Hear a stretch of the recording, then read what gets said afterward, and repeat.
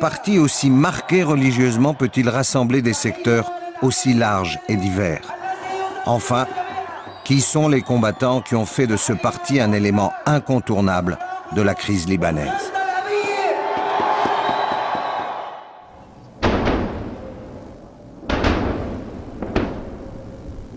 Malgré une domination aérienne sans partage et des bombardements massifs, l'armée israélienne a perdu plusieurs dizaines de chars pendant la dernière guerre sous le feu de missiles modernes et efficaces, comme nous le montrent ces images tournées par des combattants du Hezbollah.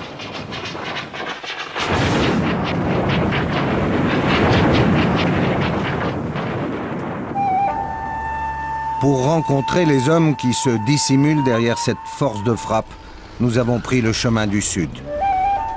Ait el-Shab, un village chiite de 5000 habitants collé à la frontière, a subi les premiers assauts de l'aviation et des blindés israéliens. 3000 soldats d'élite sont entrés au sud Liban, à la hauteur d'Ait el-Shab. La guérilla a combattu ici à 1 contre 10. 33 jours de bombardement et de corps à corps. L'armée israélienne n'a jamais pu pénétrer dans le village.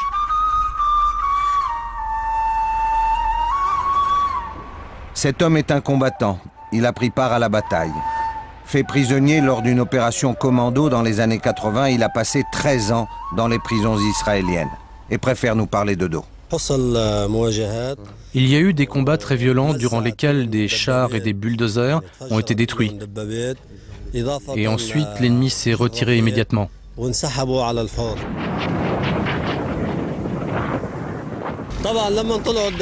Par exemple, 2 chars sont montés jusque-là avec 2 bulldozers.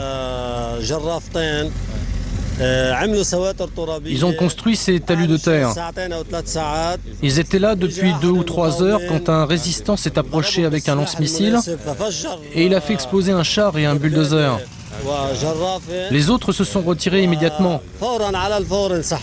La résistance a ensuite freiné l'avancée des troupes israéliennes en leur infligeant plusieurs frappes.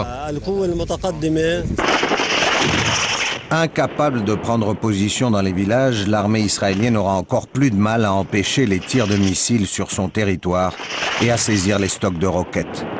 Des roquettes de courte portée comme les Katyusha et des missiles de moyenne portée capables d'atteindre Haïfa et Tel Aviv. Ait el-Shab a perdu 30 combattants depuis l'invasion israélienne du sud Liban en 1982. Ceux de l'été dernier, une douzaine, le chiffre peut surprendre compte tenu de la violence des combats, sont enterrés ici dans un cimetière tout neuf. Parmi les derniers martyrs de Ait el-Shab, il y a de grands chefs. 2 d'entre eux étaient de grands commandants de la résistance. À Kiam, à 40 km au nord, un village aussi durement touché qu'Ait el-Shab, le Hezbollah dit n'avoir perdu que 2 combattants. Leurs effigies dominent la place du village.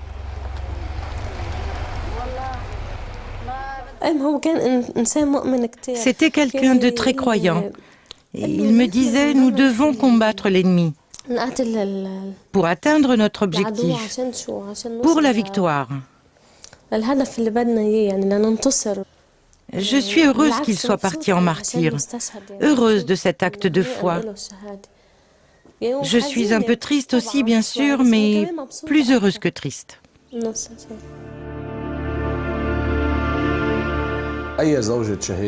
L'épouse d'un martyr, sa sœur, sa mère, sa famille, savent qu'il est du Hezbollah. Mais ils ne savent pas quel est son rôle dans le mouvement. Cela doit être préservé pour des raisons de sécurité dans l'intérêt de la résistance. Cela doit demeurer secret. Même les Israéliens n'ont pas réussi à connaître ces secrets. Cela fait partie des éléments qui ont aidé à la victoire. La plupart des combattants d'Ait el-Shab, ceux qui constituent les unités locales, n'ont pas quitté leur village. On les retrouve à la mosquée pour la prière du soir, nous affirment nos guides. Très jeunes pour la plupart. Les troupes d'élite, spécialisées dans le maniement des fusées et missiles, ont en général regagné leurs bases arrières.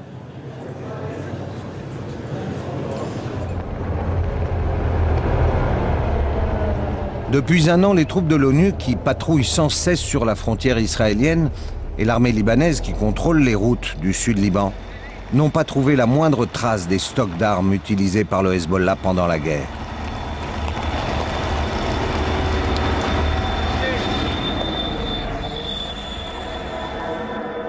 Ces armes que le Hezbollah montrait tous les jours sur la télévision Al-Manar avant le début des hostilités. 25 000 roquettes de type Grad, vulgairement appelées Katyusha, des missiles sol-sol pouvant atteindre 150 km, d'origine iranienne et chinoise, et une panoplie très variée d'armes anti-tanks de technologie russe et française. Ce sont les gardiens de la révolution iranienne qui ont entraîné les combattants du Hezbollah au service de ces armes sophistiquées.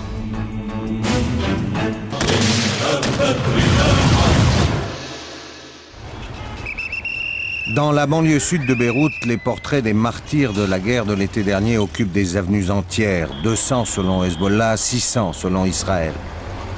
Beaucoup de ces hommes venaient de la capitale, voire de villages du nord, où la présence militaire du Hezbollah était inconnue avant la guerre. Autant que le patriotisme, une fois sans faille, les motivait.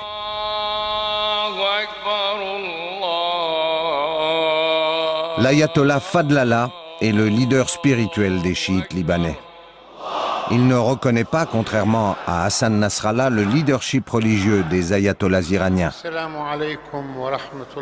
Pourtant, de nombreux militants du Hezbollah et même des dirigeants du parti, comme ici au deuxième rang, suivent son prêche chaque vendredi.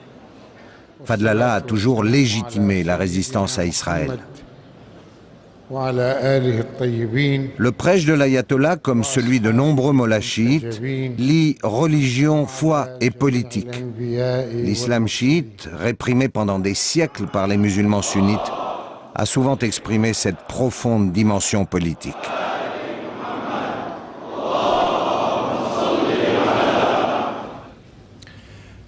Parlons de l'Amérique. L'occupation américaine de l'Irak entre dans sa 5e année. Il se livre aujourd'hui à une féroce critique de la politique américaine dans la région et de l'occupation de la Palestine par l'armée israélienne. Sa dénonciation se fonde autant sur les valeurs de l'islam que sur des principes politiques. Salawat ala Muhammad wa ali Muhammad.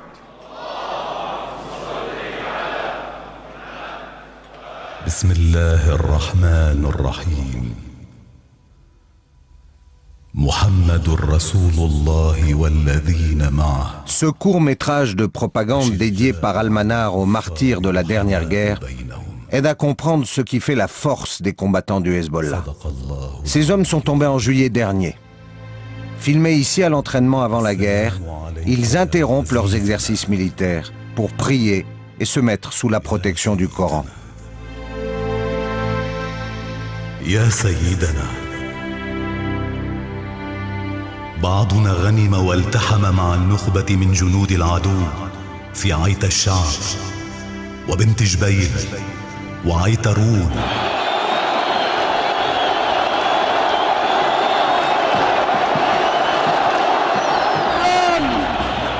Août 2006, Nasrallah fête la victoire devant 1 million de personnes. Mais le coût de la bataille est pour le Hezbollah plus important qu'il n'y paraît.